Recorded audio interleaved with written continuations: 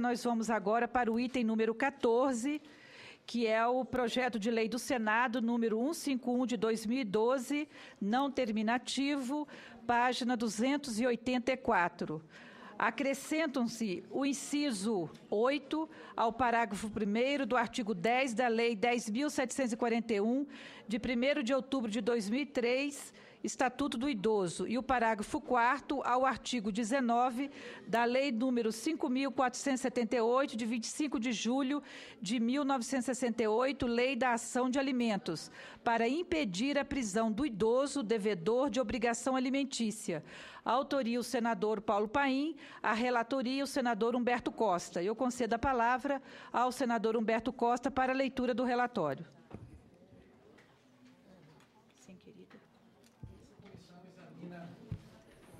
Esta comissão examina o projeto de lei do Senado número 151 de 2012, de autoria do senador Paulo Paim, por meio do qual se pretende acrescentar o inciso 8 ao parágrafo 1º do artigo 10 da Lei 10.741, de 1º de outubro de 2003, o Estatuto do Idoso, e o parágrafo 4º ao artigo 19 da Lei número 5.478, de 25 de julho de 1968, Lei da Ação de Alimentos, para impedir a prisão do idoso devedor de obrigação alimentícia. O projeto é composto de 3 artigos, descritos a seguir. O artigo 1º promove a mencionada alteração do artigo 10º do Estatuto do Idoso, convertendo em um dos aspectos do direito à liberdade assegurada à pessoa idosa a vedação de sua prisão na hipótese de inadimplemento de pensão alimentar. O artigo 2º, por sua vez, dedica-se à referida modificação do artigo 19 da Lei 5.478, de 68, que dispõe sobre a ação de alimentos e da outras providências, harmonizando esse dispositivo, que versa sobre a possibilidade de prisão do devedor no curso da ação de alimentos, com aquela vedação inserida no Estatuto do Idoso pelo artigo 1º do PLS 151 de 2012. O artigo 3 carrega a cláusula de vigência, estipulando que a lei, porventura decorrente do projeto, entrará em vigor na data de sua publicação. Na justificativa, alega-se que, por causa da inadimplência do filho, o avô idoso acaba sendo preso para o pagamento de alimentos ao neto. Assim, muitos idosos estariam a ser presos civilmente por causa da irresponsabilidade alheia. E não parece certo que pessoas de saúde frágil, com grandes gastos com medicamentos, médicos e hospitais, sejam submetidas a esse tipo de humilhação, ainda mais nessa fase da vida. Esse projeto foi distribuído para a Comissão de Constituição e Justiça e aqui tem a sua votação em caráter definitivo, terminativo.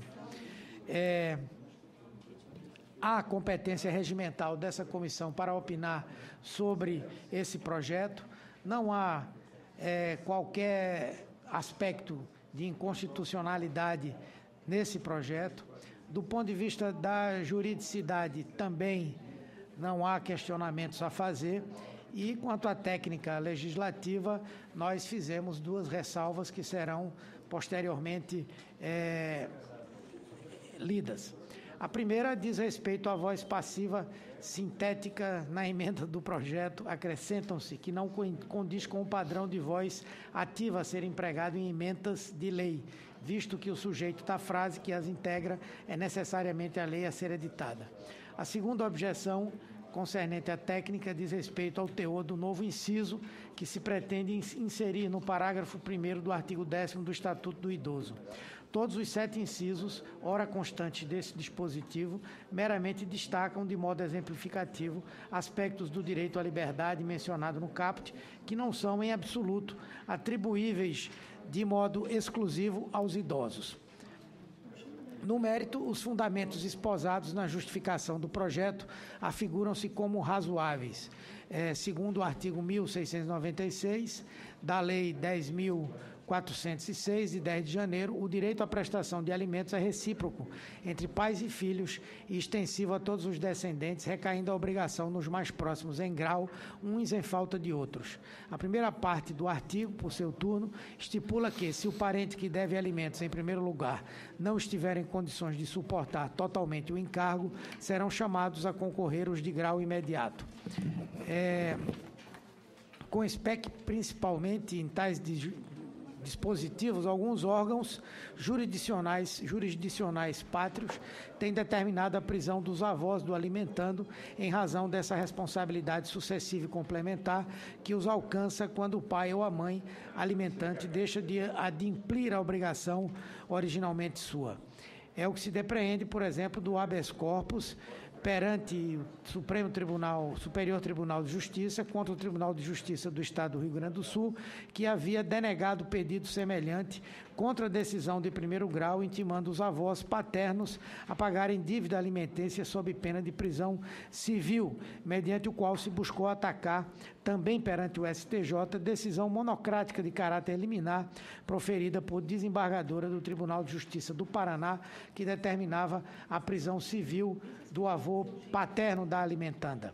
Conquanto a miúde amparadas em fundamentos que não afastam de forma categórica e definitiva a possibilidade de prisão dessas pessoas, as decisões do STJ, em regra, têm suspendido as ordens de prisão decretadas pelos órgãos jurisdicionais antecedentes. Isso sugere, de per si, que tem faltado a certos magistrados, em semelhantes casos, a necessária ponderação entre o princípio da absoluta prioridade à criança e ao adolescente, encartado no caput do artigo 227 da Constituição Federal, e o princípio da dignidade do idoso, consubstanciado no mesmo texto logo em seguida, no caput do artigo 230. E no exercício de tal ponderação, devem-se considerar tão somente as condições físicas e psicológicas peculiares ao idoso, mas também, e notadamente, o caráter apenas subsidiário da responsabilidade avoenga na prestação dos alimentos. Ao examinar a justificação do PLS 151/2012, da qual sobressaem expressões como avô idoso, pagamento de alimentos ao neto e responsabilidade alheia, não se pode concluir que era precisamente nessa hipótese de responsabilidade subsidiária que o proponente pretendia salvaguardar o idoso e sua dignidade. Nota-se, entretanto, um descompasso entre essa intenção e o modo mediante o qual se pretende materializá-la.